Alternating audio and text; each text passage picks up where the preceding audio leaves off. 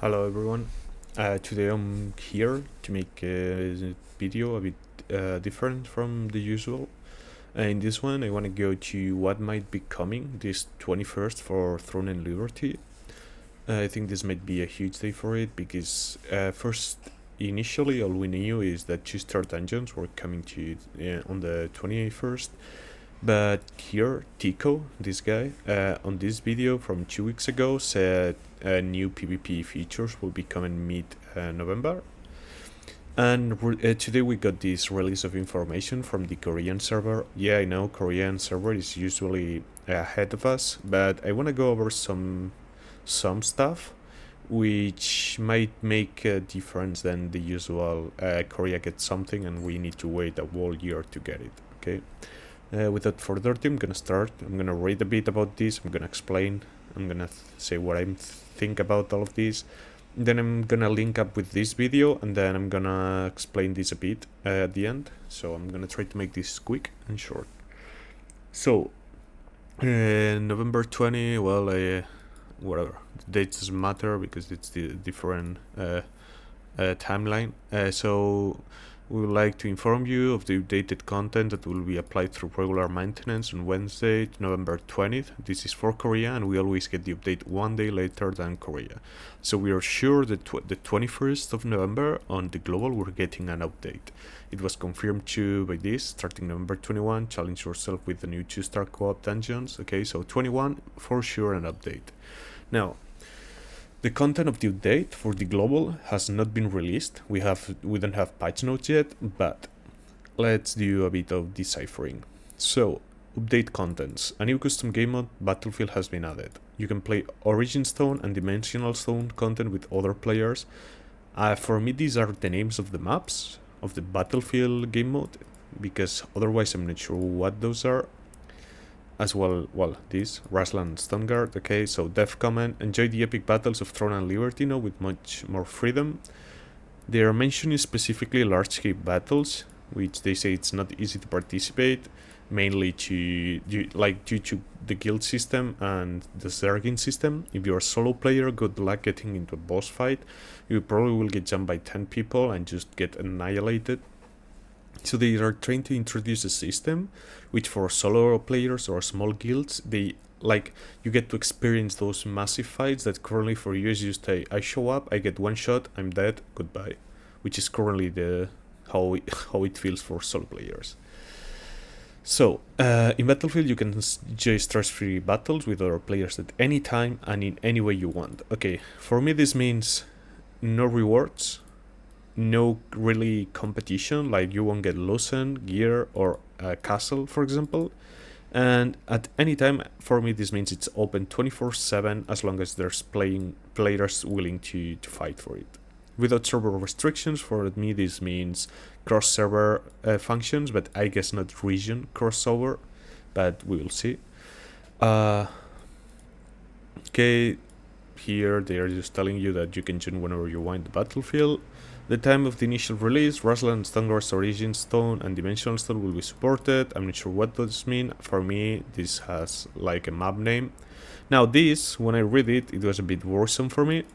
Currently, the battlefield is provided for guilds or group battle practice, and accordingly, no compensation is intentionally provided.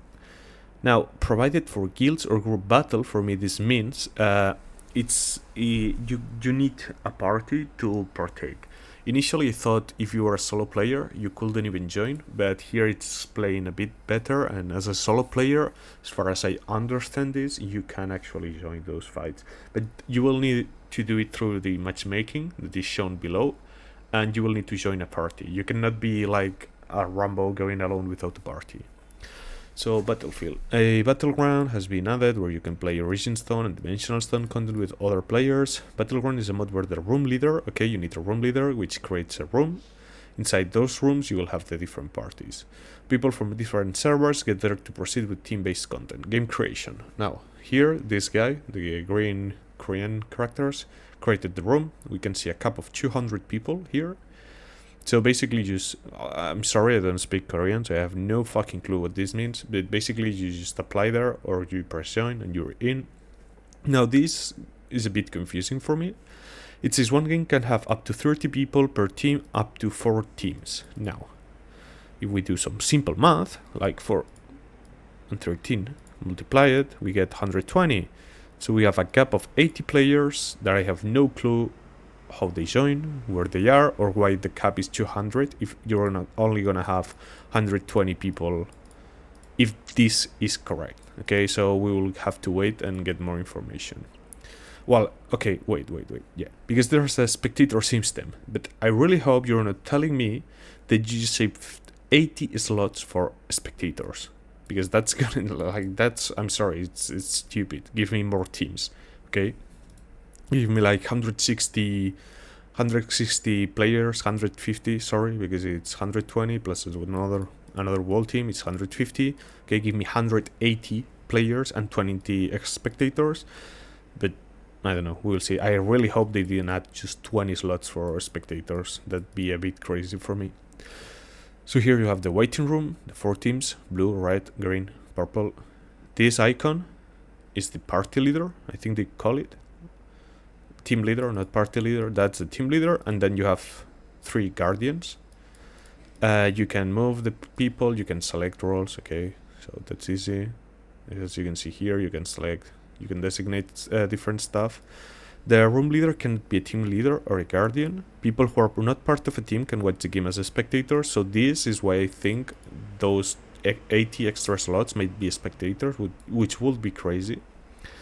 They're in okay, whatever.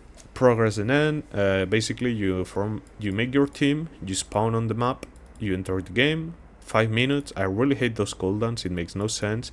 If an event starts at, I don't know, 5 p.m., it should then start at 5.15 minutes p.m. Okay, no, you give me a timeline. If I need to prepare, I do it before the time, not after, but wherever. Game progression rules are the same, blah, blah, blah, blah, but the game progression time will vary depending on the room settings. Okay, you can adjust maybe the times, the ratio of points you get. I'm not sure how that works yet. Kills and assists, those doesn't count, obviously, for kill records and ranking. Makes sense. Otherwise, you will be grinding 24/7 to have like Eclipse and the Rain, wherever. In the game end, you will be teleported to the location you entered before the battle, and there are no rewards for winning or losing in the battleground games. Okay, until now it's fair. Now this stuff for me is more on the Korean side. Okay, of course all of this is on the Korean side, but this, I don't think it's coming to global yet, and I really hope those skins don't even show up and we get some really cool medieval gothic theme skins, not this fucking bullshit. But anyways, so why did they make a whole video talking about this port if this is for the Korean server? Okay, so it comes to this. Just hear what he says. I'm gonna try to nail the second he speaks about it. It's currently available in the open world events and conquest battles. I'm happy to say this is something we've had on our radar for a while, and we're excited to bring you a new feature that will come in mid-November that will provide on-demand battle feature. Okay, mid-November battle feature PvP non-competitive. It literally is talking about this. Like, there's no way they are just releasing this on Korea. He says it's coming to mid-November. We are mid-November, going really towards the late November, and he's talking about a PvP non-competitive setting and calls it Battlefield, which is literally this name. So this is why I really think November 21st we're getting the 2-star co-op dungeons and we're getting the Battlefield system for PvP. I really hope we're getting some class balances, like nerf the flash wave, which is utterly retarded right now. Like, even a monkey can smash his keyboard and kill people with the flash wave, and some other stuff. I really hope some balance is coming with this patch too. But pretty much what we have guaranteed 100% is the 2-star co-op dungeons. By the way, if you, like me, were saving the Dimensional Contracts 1, you are screwed. Just use them, because they will implement an extra contract token, number 2, for those dungeons.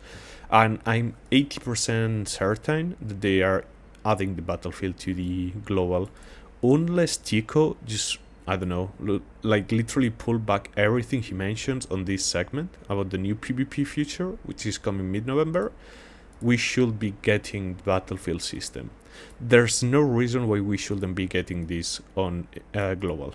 Has no gear, has no impact on the game itself, and it's just for fun. So we should absolutely be getting this. This is the current information which we have for the 21st of November. Probably later today or tomorrow we're getting the full patch notes for the 21st. That's it. Have fun in the game.